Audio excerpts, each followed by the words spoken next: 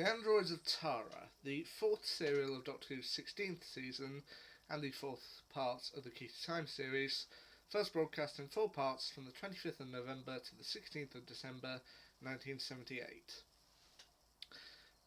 Tom Baker's fourth Doctor and Romana, played by Mary Tam, and of course K9, voiced by John Leeson, arrive on the planet of Tara, seeking the next piece of the Key to Time. The Doctor, though, seems to think he can take a day off, so he charges Romana with finding the next piece of the Key to Time while he goes off to do some fishing. To which, compared to other stories, they actually manage to find the piece of the Key to Time fairly quickly, as Romana manages to find it on a statue at a castle. However, she is swiftly captured by Count Grendel, played by Peter Jeffrey, a man seeking to gain power within Tara.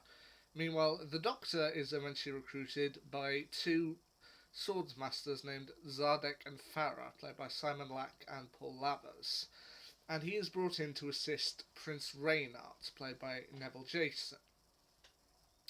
Now, what they ultimately plan to do is they need the Doctor to repair an android duplicate of the Prince, with the plan to... He's due to be coronated later that day as the new King of Tara, but they need an android duplicate because they know Count Grendel will eventually plan something, and Grendel is indeed planning the entire time.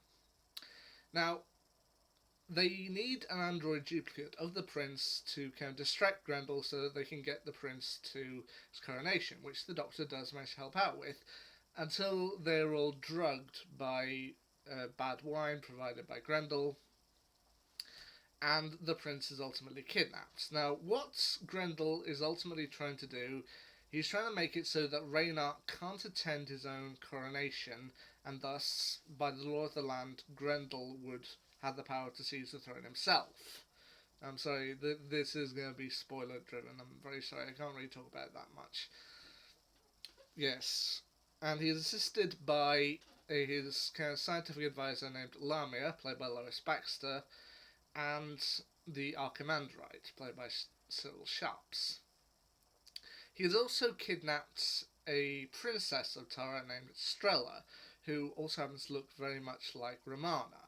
She's played by Mary Tam. Now, Tara itself is supposed to be a feudal but futuristic land. They still have kind of castles, knights and all the rest of it, and swords masters, but they also have android technology. Now, as I said, Grendel's plan is to make sure Reynard can't attend his coronation, but that's eventually foiled towards the end of part 2, when they use the android duplicate. Since Grendel is keeping Reynard hostage, they put the android in his place and crown the android king. To which he tries another attempt using an android duplicate of Strella, who of course looks like Romana, to attempt to kill the king. But obviously this doesn't work either, as the Doctor manages to find out that it is in fact an android. So, in part 4 at least, Grendel comes up with an even more complicated plan.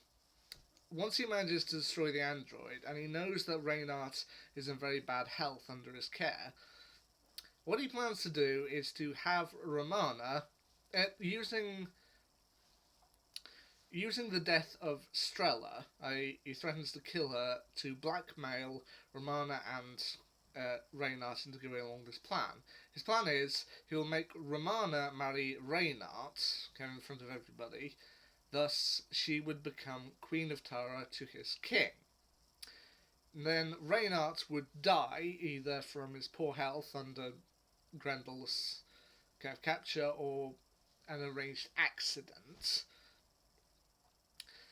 He would then die, and then Grendel would marry the widowed Romana, and then he would arrange another little accident, so Romana would die, and Grendel would ultimately assume the throne.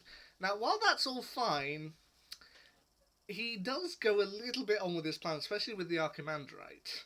I mean, that's one thing. I was watching this once again with family members, and I remember when he was talking through his plan with the Arkham Android, we were just like, you're telling him the entire plan. Just like, oh, I need you to perform a wedding. It'll be between Strella and Reynard. Oh, that's good. Oh, yeah, but Reynard is in very bad health. I mean, I doubt he'll last till morning. Oh, okay. Oh, and after his death, I'm going to need you to perform another wedding ceremony. Okay, to who? Oh, it'll be between me and the widow Strella. It's just like, you're telling him the entire plan. This is just like, I ended up commenting. This is a bit like Frozone's bit in the first Incredibles film. It's like, yeah, the guy has me kind of tied up saying how this is all inevitable, how inevitable my defeat is, and the world will soon be his, yada yada. I mean, the guy has me on a platter and he won't shut up. To which my one member saying, yeah, but it's worse than that. I mean, this isn't like the villain gloating in front of the hero about his inevitable demise. This is you're telling the entire plan to someone who's kind of integral to that part of the plan, which we did think it was a little silly. But once again, it's weird, but it kind of works. Anyway, what we ended up saying about it, first of all, I meant to say this about the Stones of Blood, but I forgot. Once again, like with the John Pertwee era, it's very clear of these parts, which parts of the episode were filmed on tape and which ones were filmed on film, because once again, there is a kind of clear grainy divide uh, with the outdoor scenes, as is prevalent throughout most of the 70s adventures. But yeah, I meant to mention that for the Stones of Blood, but I didn't remember.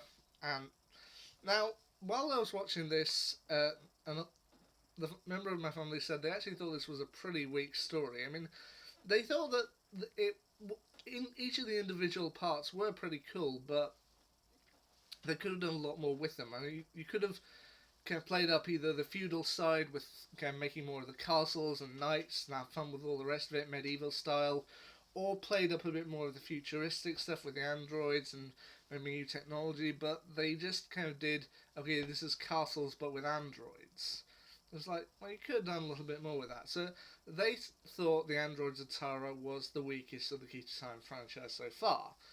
To which I said, really? Oh, I thought the Stones of Blood was the weakest, as I mentioned in my review of it. And they went, yeah, but the Stones of Blood was fun. I mean, it was silly, it was out there, it was wacky, but this is just kind of all on one level. Which they said they thought the strongest parts of the Key to Time series so far was the Rebots operation. Which I thought, really? Oh, I thought the Stones of Blood.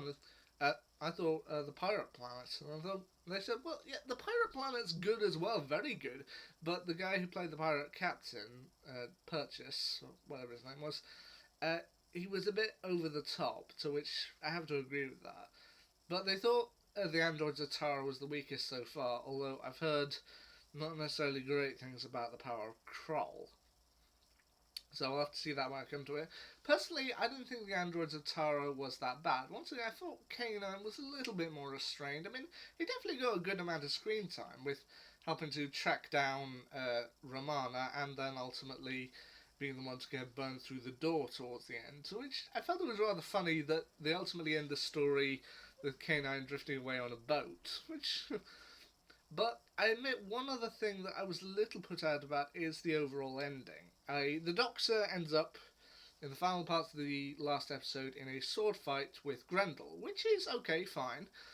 I felt they could have done it with a bit more music over it, although they told me that's wasn't really as common in the 70s as it is today. But then they seemingly end the story with uh, Grendel seemingly losing the sword fight against the Doctor and then choosing to jump off the battlements into the moat where he swims away. And it's just like, really? He's not going to be killed? He's not going to be taken to prison? It's just like he's swimming away now and sometime later he'll come back to menace Reynard again? It feels a bit odd to just end with that, like that. But eventually they do manage to get the piece of the Key to Time and head back off on their adventures once again. I admit the Androids of Tara isn't the strongest story, but I think it's decent. Would I watch it again? Well, only really if I was going through the Key to Time series. But anyway, there you go. And it's alright, just not the best. So, the Androids of Tara. There you go. Anyway, the next classic review I've got coming up would be The Power of Kroll. But that'll be a little while yet, as I'm taking a little break to view another TV series that I left behind for a little while, and I think it's time I get back to. Anyway, until the power of Kroll. See ya.